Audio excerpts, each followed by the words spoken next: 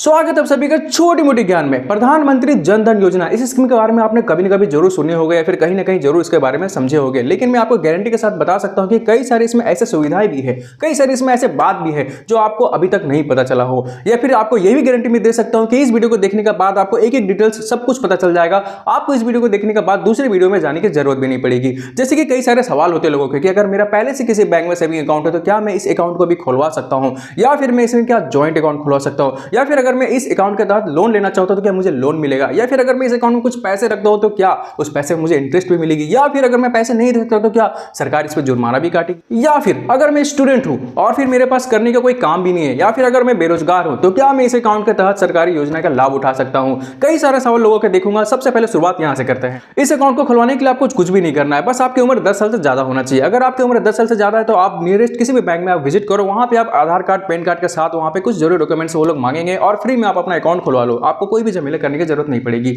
अगर आप इसे ऑनलाइन भी खुलवाना चाहते हो तो फिर मैंने इसके लिए एक वीडियो बना दिया, आप आई बटन पे क्लिक करके मेरे वो भी वीडियो देख सकते हो।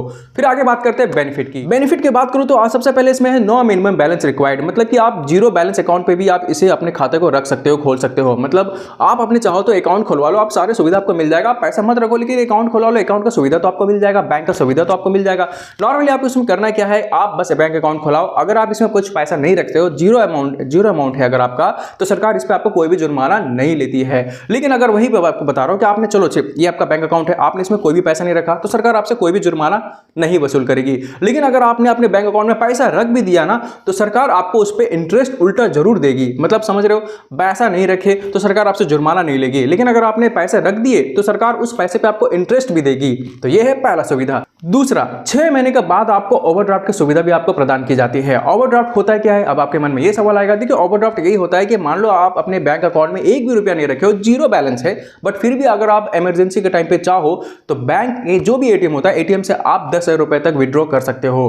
गया ना जादू। मतलब आपने बैंक में पैसा रखा भी नहीं फिर भी आपने 10,000 रुपए निकाल लिया। बस यही जादू, ओवरड्राफ्ट को ये जादू के तौर पे बताया जाता है। नंबर 3, इसमें आपको एक्सीडेंट इंश्योरेंस और दूसरा लाइफ कवर भी मिलेगा। जो आपको एक्सीडेंट इंश्योरेंस मिलेगा वो आपको 2 लाख 2008 के बाद जो संशोधन हुआ था उसके बाद आपको 2 लाख, 1 लाख से 2 लाख कर दिया, मतलब कि 2 लाख तक मिलेगा। और साथ ही आपको 30,000 का लाइफ कवर भी मिलेगा। अब ये 2 लाख का जो एक्सीडेंट इंश्योरेंस है उसमें क्या होगा कि मान लो अगर कल के दिन किसी व्यक्ति की जिसने जनधन अकाउंट अपना खुलवा चुका है, अगर वो व्यक्ति की मौत हो जाए किसी एक्सीडेंट के द्वारा तो उसे सरकार 2 लाख रुपया देगी। अब मैं आपको एक बात बताता हूं, ऐसे भी किसी न किसी व्यक्ति की अगर मौत होती है तो सरकार उसे क्यों देगी, कोई भी मुआवजा तो देती नहीं है।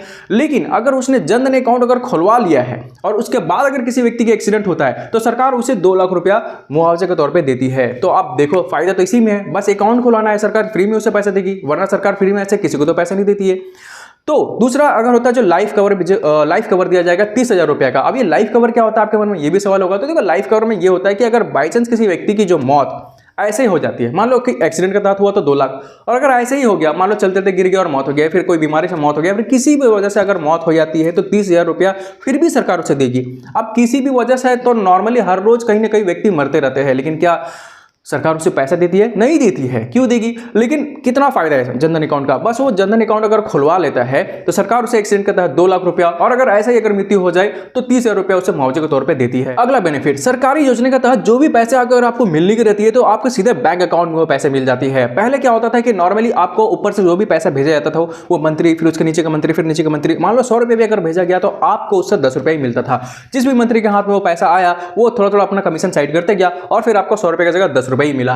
में होता है क्या कि सेंटर से जो भी आपको पैसा मिलना होता है सेंटर से डायरेक्ट आपका बैंक अकाउंट में भेज दिया जाता है और डायरेक्ट आपको वो पैसा मिल जाती है। अगला बेनिफिट ये है कि आप घर बैठे इसे ऑपरेट भी कर सकते हो। जैसे ऑनलाइन फैसिलिटी भी आपको इसमें मिल जाती है, जैसे कि दूसरे बैंक अकाउंट में मिलती है। ऐसा नहीं है कि ये बैंक अकाउंट आपको कुछ अलग दुनिया का बैंक अकाउंट है, ऐसा नहीं है। जैसे कि आपको उसमें आप घर बैठे सारे फैसिलिटी को घर बैठे ही इस्तेमाल कर सकते हो, ऑपरेट कर सकते हो। इसी भी आप घर बैठे भी ऑपरेट कर सकते हो, ऑनलाइन सारी सुविधा इसमें मिल सकता है। जितना भी पेटीएम है, फोन पे है, या फिर अलग अलग जितने भी तरह के आपके प्लेटफॉर्म मिलते हैं सारे आप इसे जनधन अकाउंट से भी लिंक करके यूज कर सकते हो। अगला, रुपए का आपका डेबिट कार्ड भी इसमें मिलेगा। जैसे ही आपको रुपए का डेबिट कार्ड भी इसमें साथ में मिल जाता है, इसका तहत ये होता है कि आप अब एलिजिबल हो चुके हो इस अकाउंट के तहत 5 लाख रुपए का लोन लेने का भी। आपका जो सवाल था कि क्या मैं इस अकाउंट से लोन ले सकता हूं, हाँ आप ले सकते हो। 5 लाख रुपए तक आप लोन भी ले सकते हो, आपको रुपए का जो डेबिट कार्ड दिया जाएगा उसके स्कीम के तहत। और साथ ही अगला आपको इसमें पेंशन का, सब्सिडी का, या फिर अगर आप पैसा रखते हो तो उस पर इंटरेस्ट का, कई सारे अन्य सुविधा भी आपको मिलती है। साथ ही एक न्यू अपडेट के तहत एक और सुविधा आपको मिलती है, वो ये कि अब आपको एक मिस्ड कॉल नंबर दी गई गई है जो आपको स्क्रीन पे दिखती होगी। बस इस नंबर पे आपको मिस्ड कॉल करना है और घर बैठे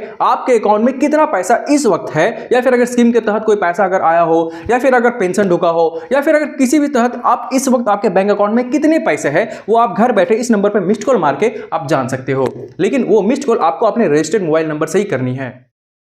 अब चलते हैं कुछ सवालों की तरफ। पहला सवाल कि अगर मेरा पहले से किसी बैंक में सेविंग अकाउंट है ऑलरेडी, तो क्या मैं इस अकाउंट को भी खुलवा सकता हूं? जी, मैं आपको बता सकता हूं, आपको इसकी जरूरत ही नहीं पड़ेगा, क्योंकि आप इसी अकाउंट को जनधन अकाउंट में आप ट्रांसफर करवा सकते हो। क्या मैं स्टूडेंट हूं तो क्या मैं इस अकाउंट को खुलवा सकता हूं? हाँ, आप बिल्कुल खुलवा सकते हो। सरकार का सिर्फ इतना ही क्राइटेरिया है कि 10 साल से ज्यादा आपकी उम्र होना चाहिए। उसके बाद सरकार की तरफ से जो भी स्कीम के तहत आपको सुविधा मिलेगी, आपको भी उसका लुत्फ उठाने का मौका मिलेगा।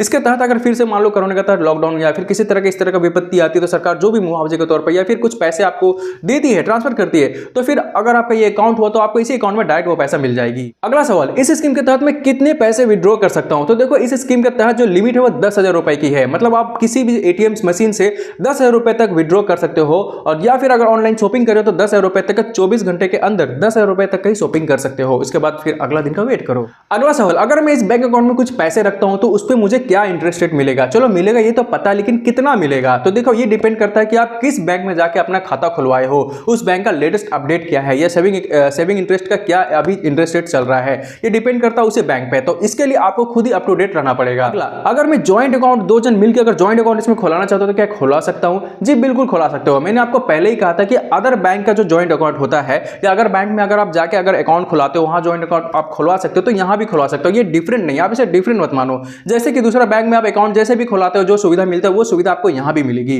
तो हाँ, बिल्कुल आप जॉइंट अकाउंट खुलवा सकते हो। अगला सवाल, ये कब तक वैलिड होगा? तो ये कोई सवाल है? चलो ठीक है, फिर भी बताता हूं। आपका जो डेबिट कार्ड में लास्ट में जो एक्सपायरी डेट होता है ना, वहीं तक ये वैलिड होगा।